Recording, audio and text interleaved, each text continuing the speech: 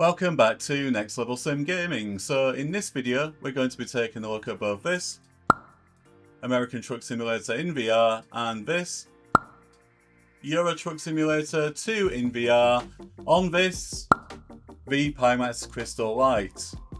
Now this is my personal Pimax Crystal Light and has not been provided to me for any review purposes, but I think the headset is absolutely fantastic.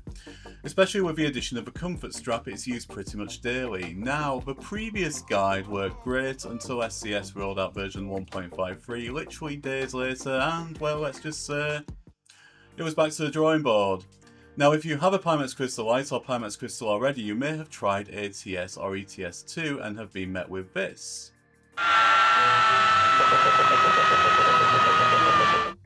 And you may have noticed that there are no other guides at the time of making this video, at least showing you how you can make the games run like this.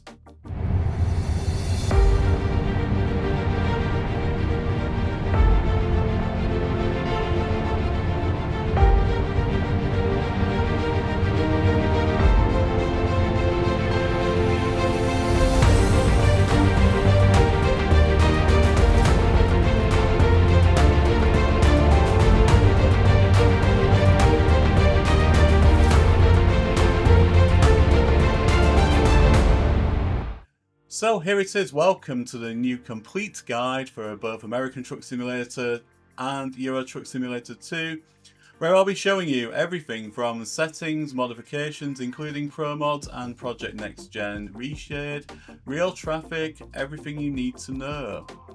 And if you haven't got a Pimax Crystal Light or other Pimax headset, then the fantastic team at Pimax have provided an affiliation link which can be found in the video description, where you can get an amazing discount on Pimax products using the code NLSimgaming.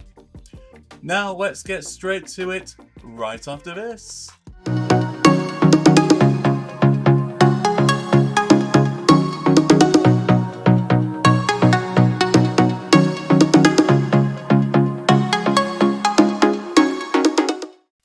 So in this first section we'll be looking at the Pimax Play settings. However, first of all, just to show you the PC specifications of my machine, and the results for your machine may vary based upon your individual PC specification. So coming up we have 5 sections in total, and let's begin.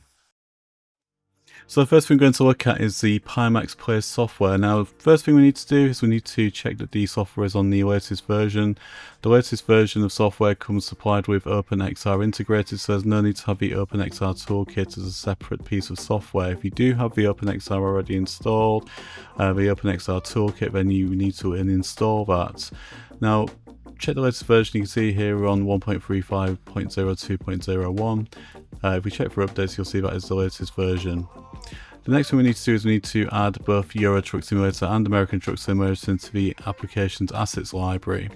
Now you can see here that they're already in here, but I'm just going to delete one of them just to show you the actual process. So if we go on to Import at the top here, and then basically it will then look for the relevant folder, or we need to point it to a relevant folder where the asset is stored. Now I have both American Truck Simulator and Euro Truck Simulator installed on my local C drive. I'm just going to go first of all to Program Files x86, and then if we go to the Steam, and then we need to go to Steam Apps, and then if we go to Common, and you can see here that Euro Truck Simulator 2 is in its own folder just here. And if we click on that, click on Bin and Windows x64, and then we just simply point it to the Euro Trucks 2 application file. If we then click on Open, you'll see that it will then add the Euro Trucks Simulator 2 into the Pimax Play software, so we can fast start it from in here. Now it will open Steam in the background, it will open Steam regardless, but it will actually launch through the OpenXR software, and we won't have to rely on opening Steam to launch it separately through there. And once we're happy with that, we can simply then move on to the actual device settings. So the most important part of the Pimax Play software is the actual device settings. So once selected, it will bring this box up here. I'm just going to run through the settings that we need to know about. On the device screen, we've got the refresh rate, and in this instance I'm using 90 Hz. I either play at 90Hz or at 120Hz, but bear in mind that 120Hz is quite system intensive. It will give you a slightly crisper image and a slightly higher refresh rate under certain circumstances, but 90Hz is a bit more of an all-rounder, and you'll achieve a frame rate of around 90 FPS generally, and that will sometimes drop down to around 70 to 80 in heavily built areas, but still creates a fantastic experience and still creates a great visual experience. In terms of brightness on both ATS and ETS2, I found it's slightly bright in certain scenarios and certain conditions, and I've dropped that down to 95, and I tend to find that works very well. The other settings we don't really need to worry about. In terms of games, we go on to that, and this is where we would create our custom experience. It's set to common settings when you would launch into here initially. However, if we select the game we're interested in, I'm going to move down in this instance to Euro Trucks 2, and this box will be unticked when you launch into here initially. If we tick the box, we'll then open this window, and we can then make our bespoke settings for each individual game. Now, on the previous video, we had a customized setting set at 1.4, which worked in version 1.52. However, unfortunately, it doesn't work in 1.53. We set the setting to high, and the setting that to high is actually set at 1 as standard.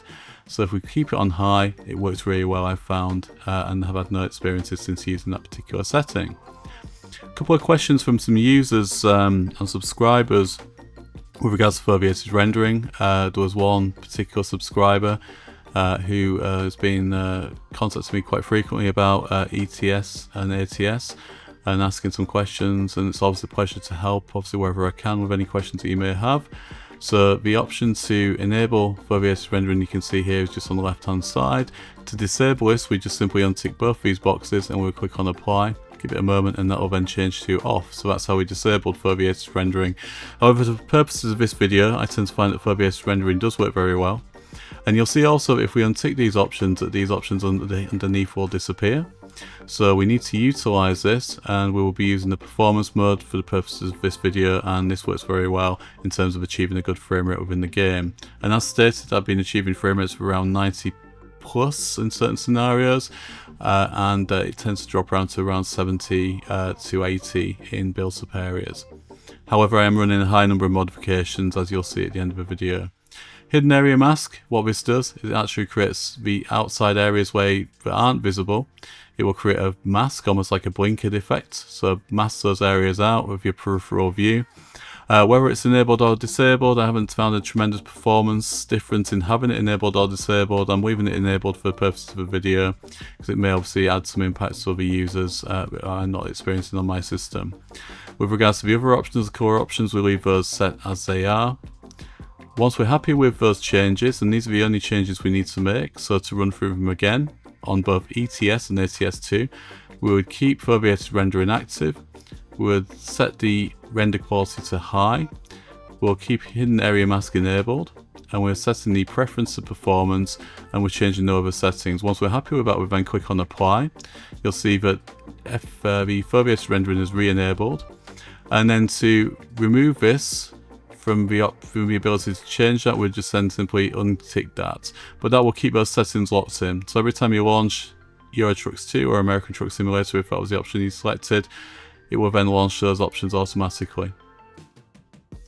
In the General tab, you can see here that we have the OpenXR runtime set automatically. Now this is something that was updated in Pimax Play, which was shortly after the 1.52 update to ATS, and I would like to say thank you Pimax for making this an integrated feature, because there's no necessity to run the OpenXR toolkit anymore. There's no workarounds required. It simply launches the game and it will open the game in the OpenXR version, and it will work very, very well, and has worked extremely well and makes the game extremely now playable. In the advanced options, there's nothing we're changing here. The only thing you may want to disable or enable is the pass-through option. I keep it enabled because sometimes I do utilize it, but the pass-through on the actual Pimax crystal is black and white. It's pretty poor quality. It's not required because it's not the sort of headset you'll be jumping up and down playing Beat Saber or something like that in. It's simply a high-end PC VR headset that's generally used for flight sims and racing games, and obviously now for truck simulation. Once we're happy with those settings, we can then simply move on to the next step. So in this section of the video, we're going to take a look at the actual Steam settings. Now, the amount of people who actually leave comments in the comments section of my videos saying that they're unable to launch both ATS and ETS on the Pimax Crystal or even the Oculus devices is actually quite overwhelming, and it's one common mistake at fault, or two common mistakes at fault generally, that tend to cause the issues. So first of all, we're in the Steam library, as you can see here. I'm going to use Euro Truck Simulator 2 as an example, but bear in mind both ATS and ETS, both exactly the same mechanics and same settings will apply to both games. So first of all, if we navigate across to the right, you'll see that we have the manage icon, which is like a little cog icon just here. Select the manage icon and select properties. You'll see that another window appears just here. Now this is where we'll actually get our launch options for the game from. So first thing we need to do is we need to ensure that we actually have a VR version installed. Now if we click on the betas tab, you'll see here that this will be set to none if you've been playing the game on the flat screen version. We need to actually download the actual VR version because the game isn't natively VR, and it doesn't look like SCS will make the game natively VR in the future, or near future at least. So you'll see there are various options available in here. Now the reason different versions exist is, for example, if you've been using ETS as an example here with some modifications, when SCS do update the game to a newer version, many of those modifications will no longer work and perhaps even cause the game to break and crash. Now what SCS kindly do is they actually leave a gap where the existing modifications will carry on working for a while before moving on to the next version. So people may have invested money into those modifications, such as pro mods, and obviously it's going to take the developers of such modifications some time to rectify these differences within games. For example, with myself personally, having made a guide to the Pimax Crystal on 1.52, this was launched quite quickly after the 1.53 version, and unfortunately many of the settings made the game unplayable on the previous guide. So I did actually pin some new settings into the comments, but this is the new guide for 1.53. So the version that we require is the 1.53 Oculus OpenVR and OpenXR version just here. If we select that option, then what will then happen is the game will start installing, and once installed, the actual title will change, as you can see here, and you'll have Oculus in brackets just there, regardless of whichever VR headset you're using. Because another question many people ask is, I'm using a Pimax, it just says Oculus in there, is this correct? Well, it is correct, because essentially if we hover over the install version, you'll see that it's actually for all three variations just there. It just states Oculus as the selected version. Now the other main error that many people make is that they don't actually include the launch option under the actual general tab. If you click on general, and you'll see there's no launch option in here.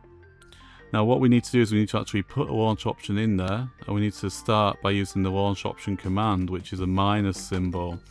Another common error that many people make is simply type in OpenXR or OpenVR to actually launch the game, and unfortunately it won't work without the actual minus symbol in front, and then we simply then type in OpenXR for the version that we want to use today here. A launch with DirectX 11 and the 64 bits. There are other versions available. If you have any issues with crashing, etc., you can actually also launch the game into safe mode. If you want to utilize many of the modifications I'll be showing you in the later stage of the video, you would need to utilize DirectX 11. SCS have promised that they will be updates to DirectX 12, which should pretty much revolutionize many of the mechanics within game, and I think we're heading that way, because it's certainly noticeable that many of the changes with the software updates tend to break many modifications. There's been changes in textures and many different changes in a lot of different things. With recent software version changes, I've noticed a lot of changes between version 1.49 and, for example, 1.53, which is where we are now. And those changes have happened within a relatively short space of time, probably over the last year. So once we have selected the correct launch option, which is OpenXR, and once we have the correct beta installed, we can then move on to Pimax Play, and we can then launch a game at this stage in VR. I'm just going to tell you a couple of things while we're in here as well. So in the general tab, you can see here, I have disabled the Steam overlay when in play.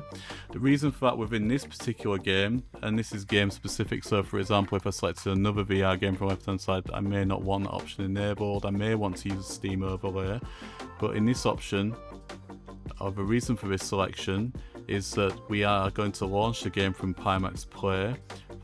Steam will not appear in any form, apart from in the background, because Steam is still required to run the game, but it will not have to rely on any of the mechanics of Steam to make the game work. If we then look also at the workshop, so you can see here, this is where all the actual workshop modifications are contained or come from. Now, another question that many people are asking is, how do you actually select the best load order for games? Now, Steam Workshop items will actually select a load order for you automatically based upon the actual optimum load order that the game requires. So if we actually select Show Advanced Options at the top, and if we select on Find Best Load Order, now we're already in the best load order in terms of workshop mods, but if we wanted to make the game automatically arrange them for us, we would just simply click on this, and you can see here that everything is as it should be. Now this is not as it actually would be in the load order within the game. This is just simply just for the sake of this menu just here. Now another good tip in terms of housekeeping is if you're having problems with the game, such as game crashing, in particular after applying modifications or removing modifications, then you may need to verify that the game's files are installed correctly. Now you can do that simply by selecting Verify Integrity of Game Files, and you can see that it will then launch this window here, and it will quickly skim through, and it will check that all the correct files are in the correct places, and it will check if any of the files are corrupted, and it will then simply re-download any missing files or anything that's required to make the game operate correctly. I tend to find that after game updates, so for example moving from 1.51 to 1.52, there were a lot of issues in terms of corrupt files or files that were missing because of removed mods that had to be removed because of incompatibility. So once again, as part of general housekeeping, it's a good idea to do this on a frequent basis.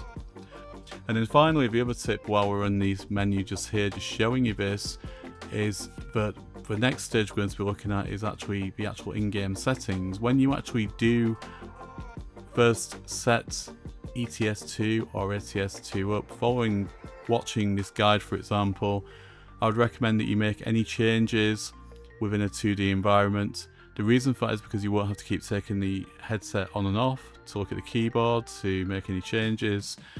You won't have to keep relaunching it. You can launch it in a flat screen environment and you can see that everything is working correctly, and then all you have to do is simply just put the launch command back in to make the game launch in VR. How to do that is if we go to General. Remember, we already have the VR version installed.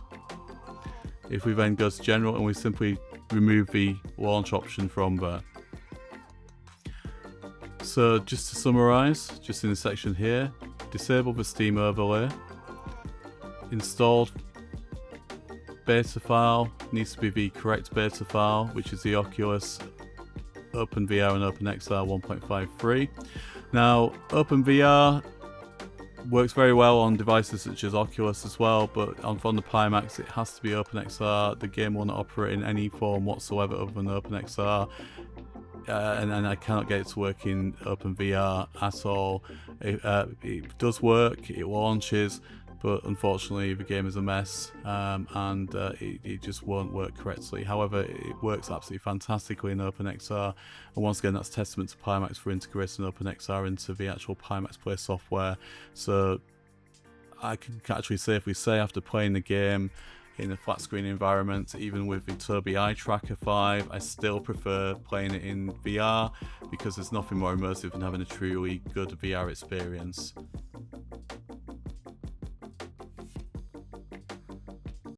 So the most important file that we are going to use within ATS and ETS is the actual configuration file.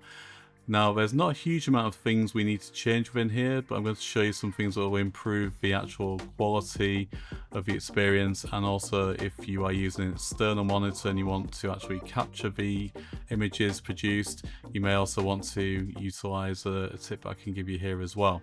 So in order to navigate around this, if you press Ctrl and F, then basically you can then actually type the terms I'm going to show you next. The first one we're going to use buffer. If you then click on enter, the first value that it brings up is buffer page size 40. So just click on cancel, move down to fair. This will appear as on your default configuration file as a value of 10. Now if you change the buffer page size, what that will then do is increase the actual buffer as to how fast the game loads into the actual RAM. In other words, for textures, if you're experiencing a rubber banding effect when you're driving along, then it's largely normally due to the buffer page size being too low, and it's unable to load those textures in as fast as the game would require. So if you actually set it to a higher value, this can be normally anywhere above 20. So if your system is struggling to load it at 40, then you may want to reduce it by 10, try it at 30 until you reach a happy medium. So if you've got a well specified system, then you can actually set this value at 40, which is what we've done here. So back into Ctrl and F again, and still retaining the search term buffer, we click on next again and next again. So in this one, we've got the buffer scale, which is set to 1.0. Now that is actually correct. If it's any higher than that, then basically you will get higher quality textures, but the FPS value will be also reduced significantly. Now you can play around with this by in the increments of 0.1, set it up to 1.2, 1.3, and in the actual previous version of the game, which is 1.52. I actually had it successfully running at 1.3 and it's running really well. However, 1.53 unfortunately broke that value, and I'm having to reduce it back down to 1 to retain a smooth gameplay experience. The other one as well, if you actually search a term using the find function again, and if this time we search mirror, and if you click on find next and just keep clicking through until you get to the last option, which is manual stereo mirror mode. Now you'll see when you actually launch a game in VR that it also appears on the actual monitor. Now it will appear in a stereo view, so in other words it will show both the left and right eye inputs. So if somebody was watching you playing the game, then it wouldn't look fantastic, and if you wanted to actually screen capture the game using something such as OBS, which is how many people including myself capture the game, you would set this value to 3. Now the only caveat with doing that is that it basically projects the image in a mono view onto the monitor, but unfortunately you also do get a lot of shimmering, and it also has to be stretched to actually fill the window if you were actually wanting to use this in in-game footage. So you've probably seen from the videos I'm showing you, it looks far better, believe me, within the actual VR headset than the actual videos I'm able to show you, but unfortunately the mirror mode, even though it will project in the actual true mono image, it doesn't look fantastic when it actually does get rendered and actually goes into the final production video.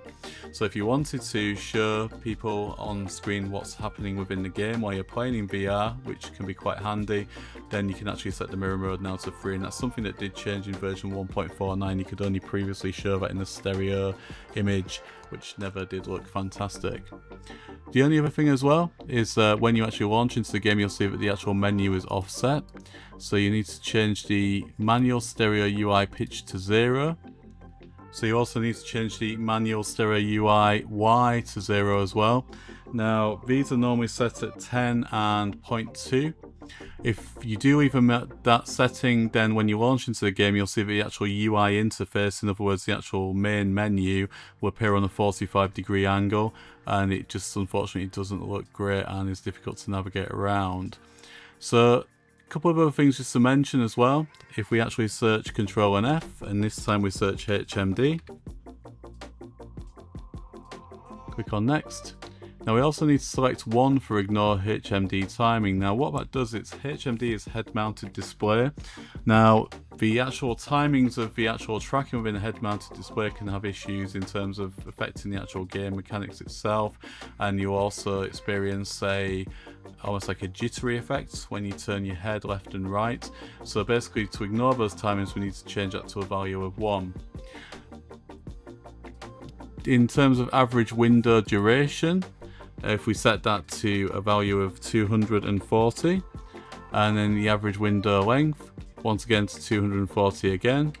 And the reason for that is we are setting that to double our frame rate.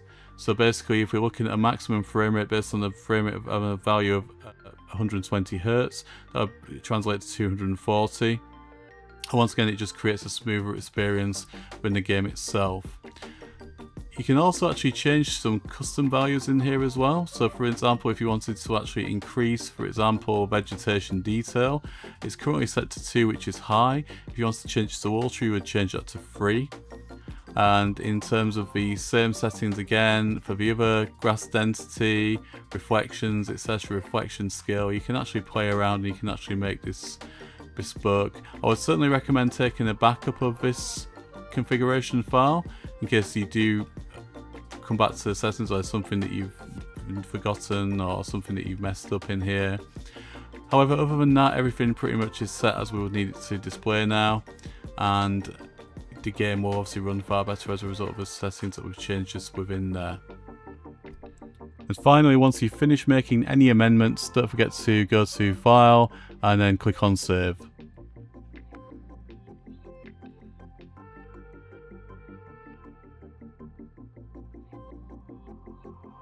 Okay, so in this section we're going to take a look at the actual in-game settings. So first of all, we're in the Euro Truck Simulator 2 main window here, and remember what I was saying about actually removing the OpenXR launch option so we can actually launch the game into a flat screen environment to make our adjustments and settings. So first of all, if we go to the options screen just here, and then we're going to set the actual graphical parameters for the game within here. Now, first of all, I've set the resolution to whatever monitor refresh rate you have. So for this one, I've set it to 2560 by 1440, which is just one of the preferred output monitors that I have it set at.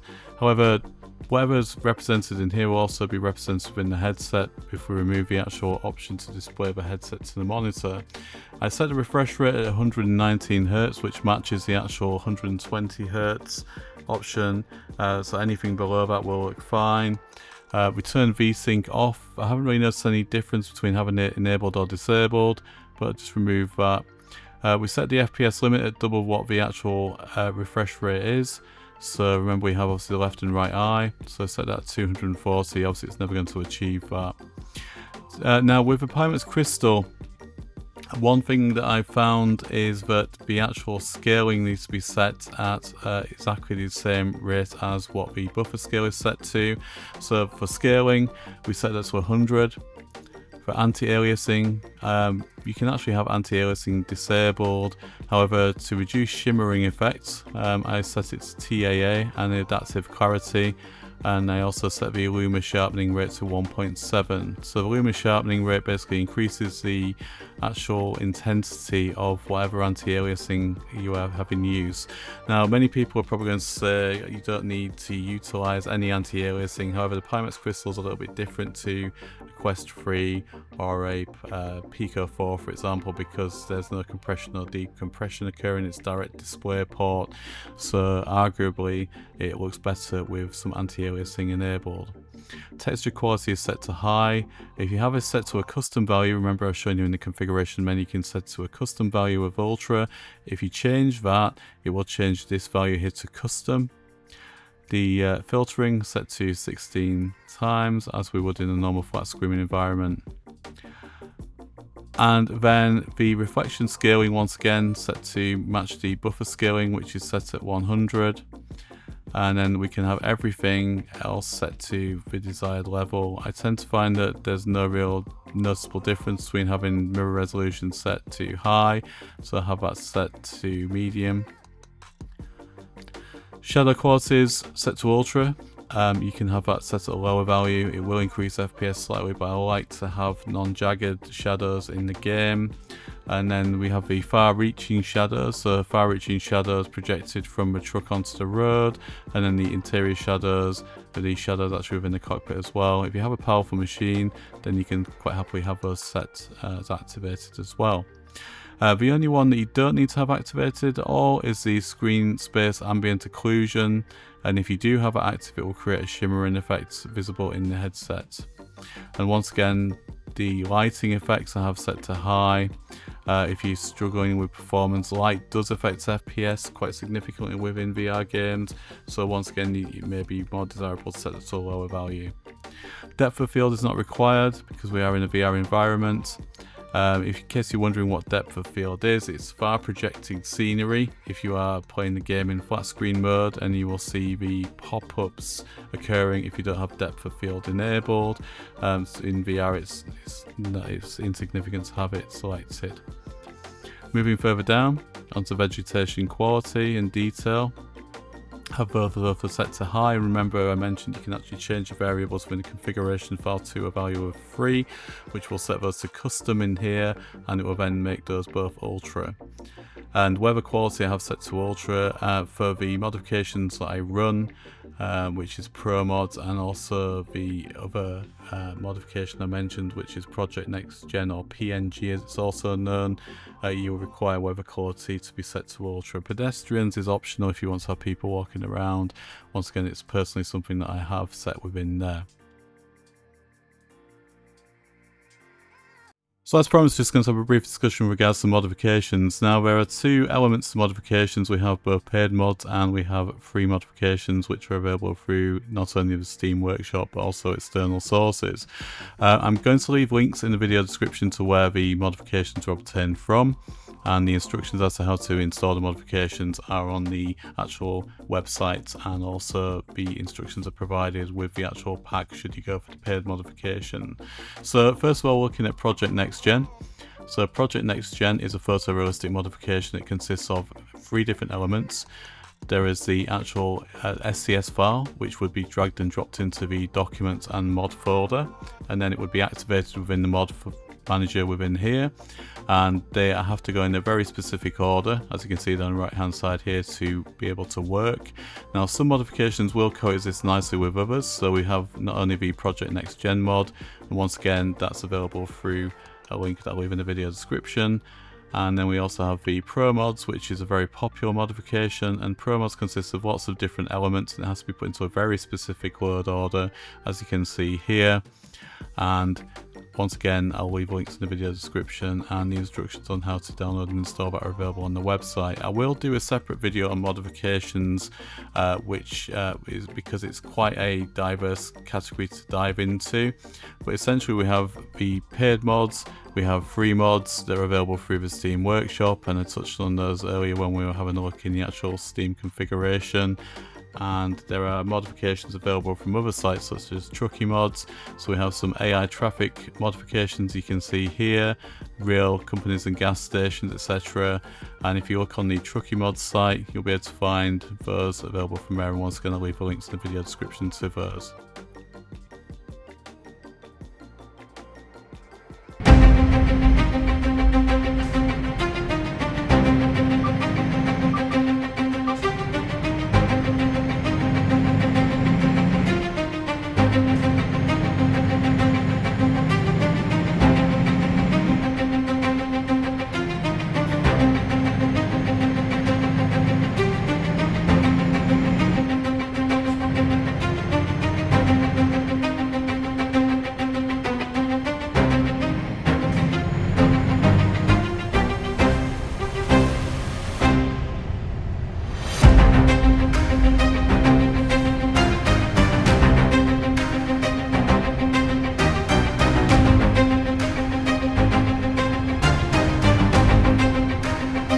Go round the roundabout, first exit.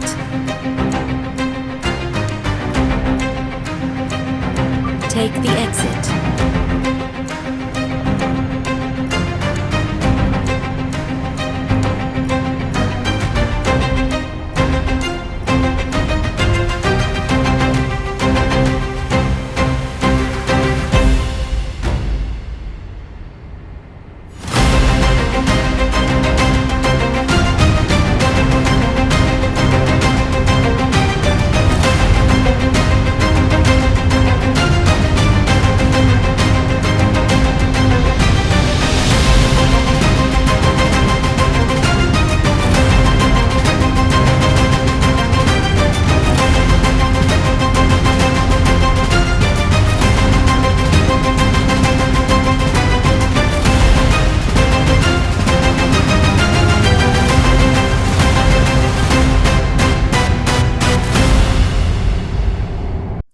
So thanks once again for watching, and there are some links here to some other videos which I'm sure you may find of help. And I just want to say a huge thank you to all the subscribers. 2024 has been a fantastic year in the first 5 months of Next Level Sim Gaming, and I'm looking forward to bringing you some fantastic content in 2025. We've got some great new sponsors on board, and once again, pleased to remind you about the offer that have been kindly given to us by Pimax. The links are in the video description, and you can grab yourself an amazing discount on any of the new Pimax headsets. Until next time, take care, and I'll see you again soon.